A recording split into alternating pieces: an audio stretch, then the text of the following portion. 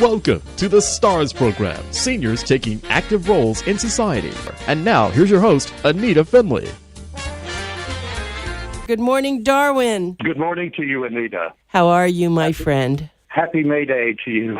Oh, that's right. We just finished. Right. Oh, they call down here. It's like a Cinco de Mayo. Oh, yeah. That's right. Well, that's in New York, too. Oh, is it? Okay. So, Darwin, this has been quite a thing. Are they still in the streets in New York, or is that over now? Oh, no, they're still in the streets. But, I mean, we don't mean to get into a political show, but the protests, I think, are no longer about the victims, but it's really almost, I don't want to say the Russian Revolution of 1917, but it has a lot to do with the have and have-nots. It's becoming a protest against people who feel underprivileged and not so much about the victim. It's amazing how in interviews the focus has shifted to protesting against the system.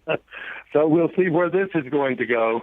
You know, on my way in this morning, I heard the BBC has a show, and they were talking about Jane Fonda. And I did interview Jane Fonda once, but and it was on her, yes, and it was on her tapes. She's very much into, as you know, exercise, but I did not know a lot about her, and that she was bulimic because her father expected perfection from her, and she's quite a woman. I mean, it's not been an easy life for her. So I don't want to talk about Jane Fonda now because I know you have something exciting, but you haven't ever written a book about Jane Fonda. You think you'll ever do that? I think my agenda is too full. Oh, okay.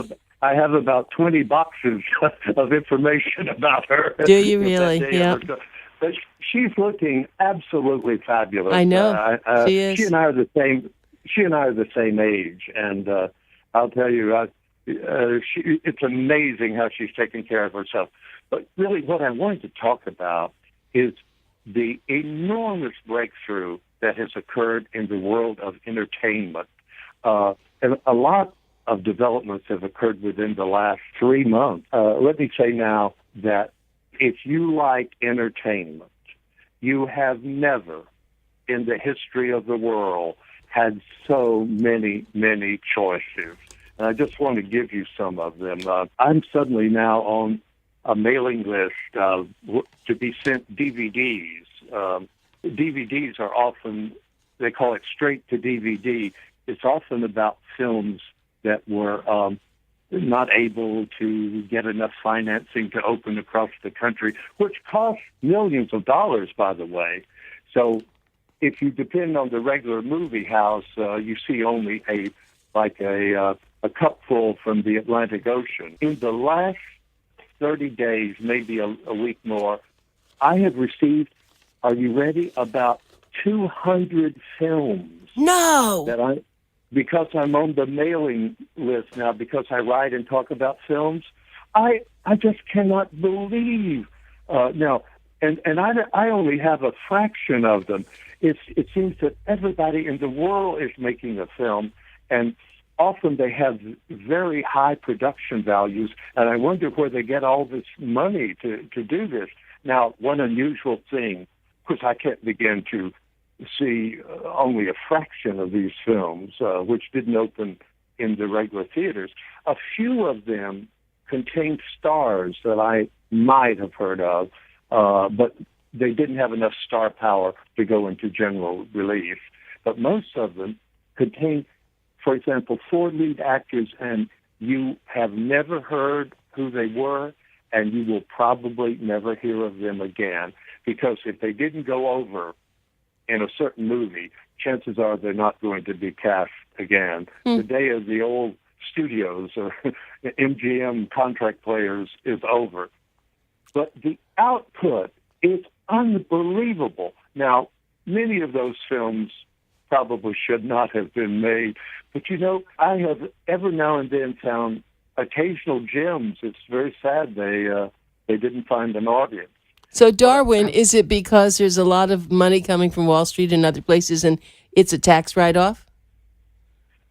In some cases, but it's hard to say. Many of these things are just somehow people are getting the financing, and it seems that everybody wants to make a film. I mean, for example, this past year, I was in 3 documentaries myself there in Europe, a Marilyn Monroe film, an Elizabeth Taylor documentary, of Vivian Leigh, and someone saw the Marilyn Monroe on the BBC, and I heard from them, and they want to fly to New York, and they want to do 10 films in which I will narrate and give my point of view about 10 of the biggest scandals in the history of Hollywood.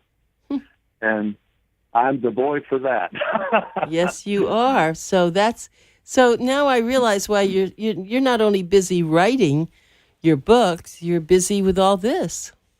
And trying to keep up. Now, I want to contrast how it used to be. When I remember growing up in North Carolina, we had radio. And a lot of people didn't have television sets. At one time, I think in 1947, there were only 2,000 television sets.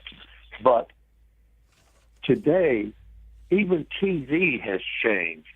I used to be the vice president of a TV production company in the 60s, and for about 4 months in the summer, I fled to Europe. I was writing travel guides for Arthur Fromer, and because reruns, you got to see I Love Lucy, the typical reruns. I'm sure you remember it, but television has just announced the most incredible summer schedule of productions that I have ever seen in my life. Commentators are saying the TV producers do not want us to go out and enjoy the great outdoors this summer. I'll just give you a couple of rundowns.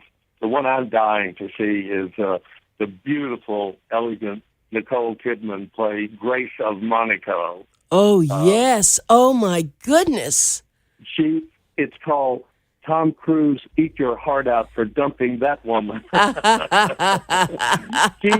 She is stunning, and I don't know of any actress who could look and capture the elegance of our wonderful late lamented. I said demented. I know you did. I was going to say no. So when will that be coming out? It'll be out. I have it here somewhere.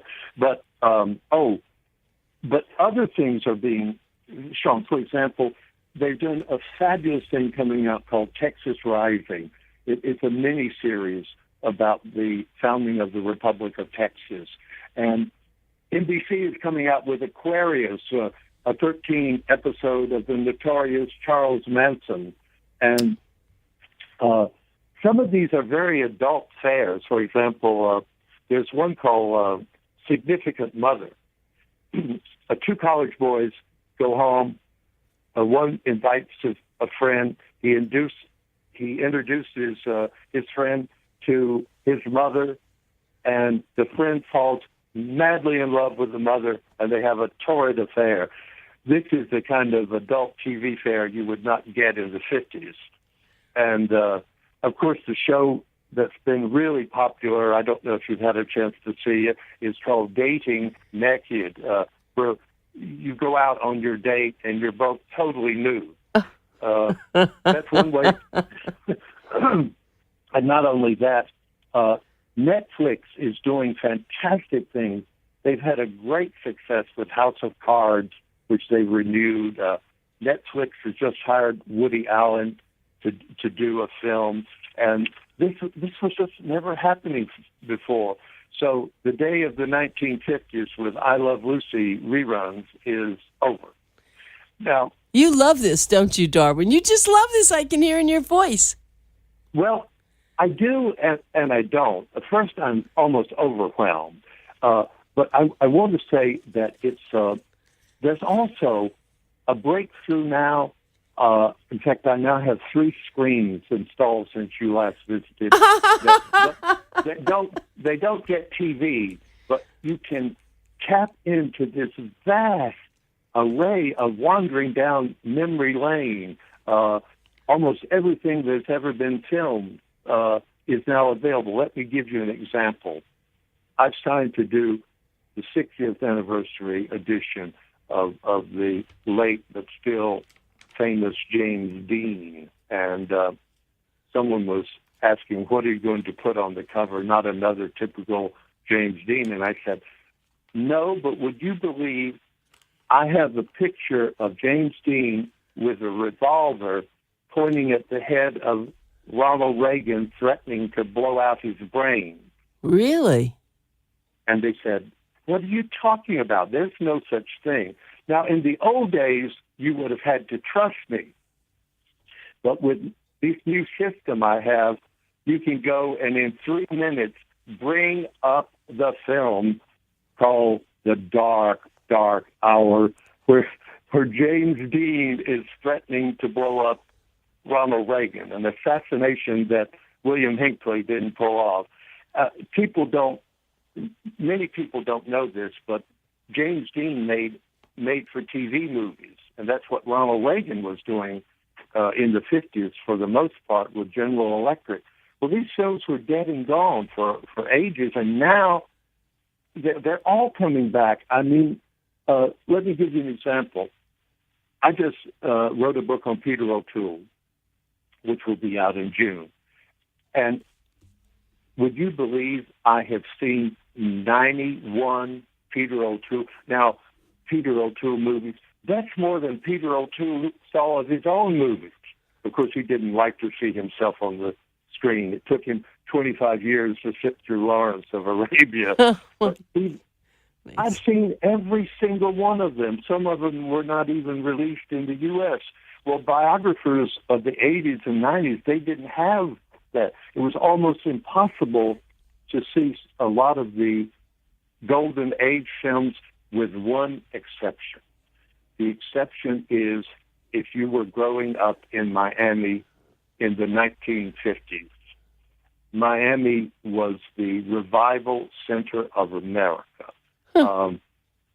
It had 4 theaters, one on Miami Beach and 2 in central Miami on or off Flagler Street, the Royal, the Dixie, and the Flagler Theater.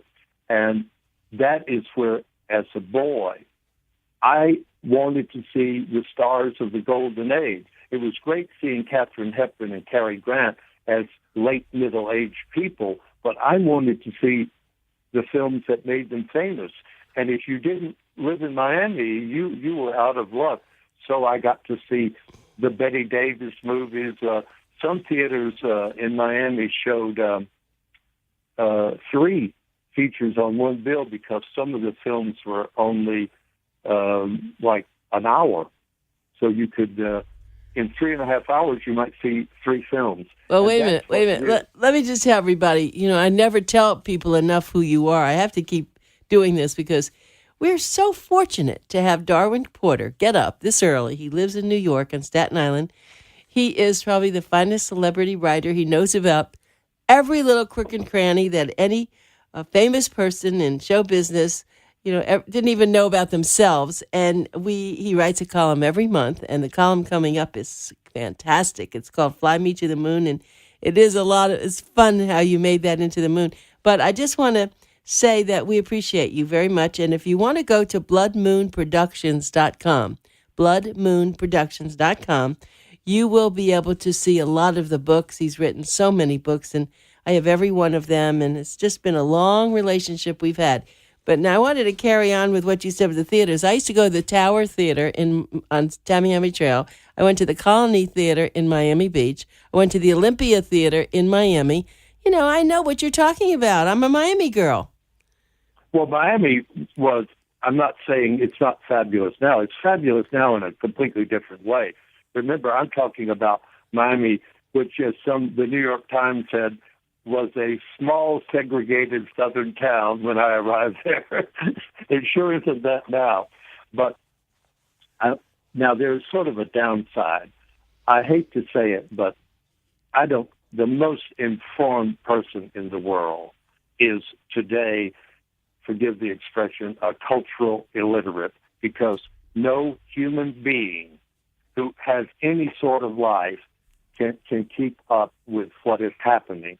Whereas when I first arrived in New York City, this sounds unbelievable, but if you went to certain parties, particularly if you moved in the publishing world, the world of theater, movies, get this, you were supposed to keep up on movies, television, because they were doing great dramas. We mentioned James Dean and Ronald Reagan, but there were so many more. Of course, the Broadway stage, the off-Broadway stage. Get this, ballet, opera, pop music like Judy Garland. Of course, you should know Martha Graham, modern dance. You should go to hear Tennessee Williams in poetry readings. You should be familiar with Shakespeare's classics. And then, of course, there were all these one-man or one-woman shows. And, of course, keep up with the news magazines. And then you had to attend controversial lectures like Allen Ginsberg reading his poem, How. And you were considered a fairly cultural man. But, I mean, just keeping up with all those things and holding down a job or doing something creative yourself was a challenge back then. Today, it's impossible. For example, the New York Times used to have basically one movie reviewer. Well, they have to almost send everybody in the world now out to see movies that open Friday in New York because there are just too many for one person to cover. So in a way, it is great. It makes me frustrated, though, because there's so many things I want to see and do. And then, as you said, I write books, and I have to take time out to see 91 Peter O'Toole.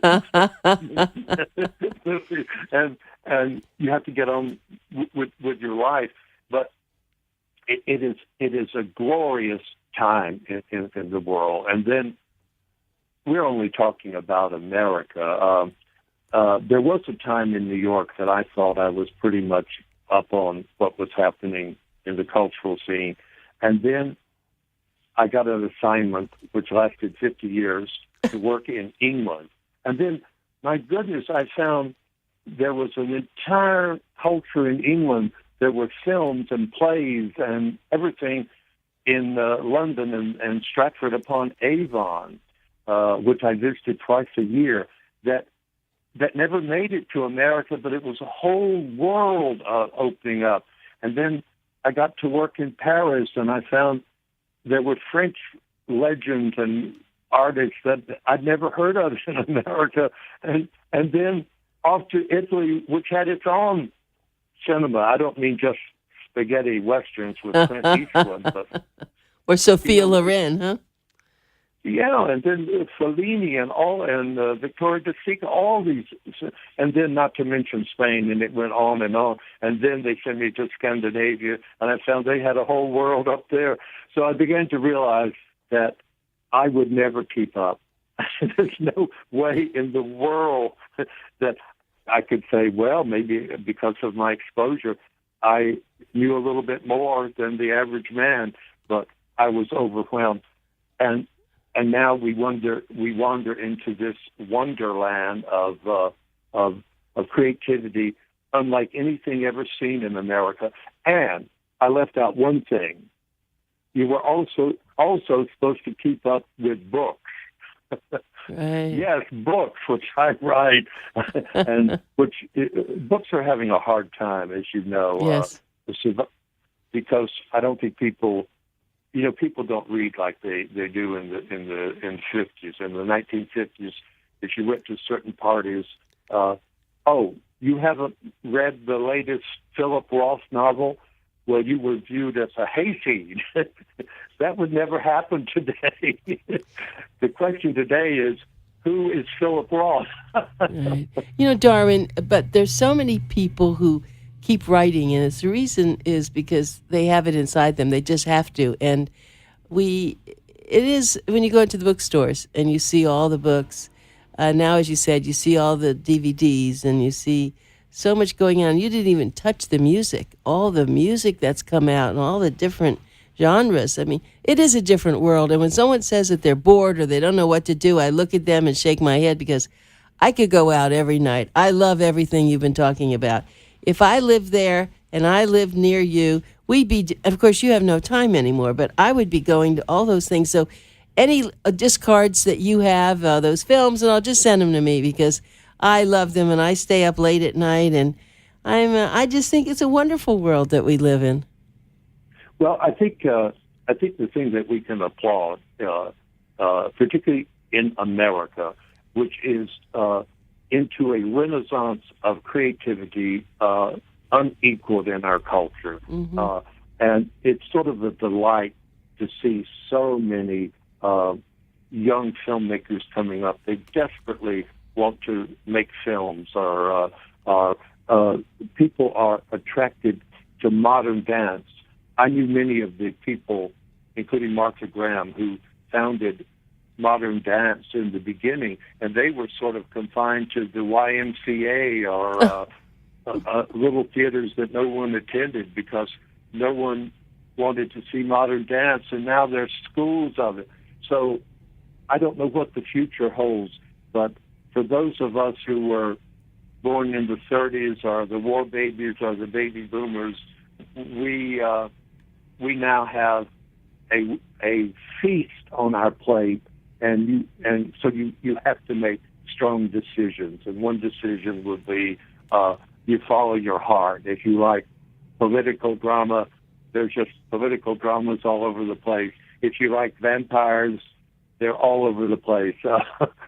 Whatever you like, and if you like about hearing or seeing on TV men who have mistresses, you can also follow men who have mistresses. So there's almost everything now, in the world. And Darwin, now we can see gay men kissing. We can do there's a lot of things that we never would have seen before, and we've just run out of time. And I have to tell you, you're my favorite person. You are absolutely the best. I love hearing you. I could have you on every single week. I love it. And I thank you so much, and I will talk to you personally later. You're also my favorite person. What a coincidence. Goodbye and good morning. All right. Thank you, Darwin. Bye.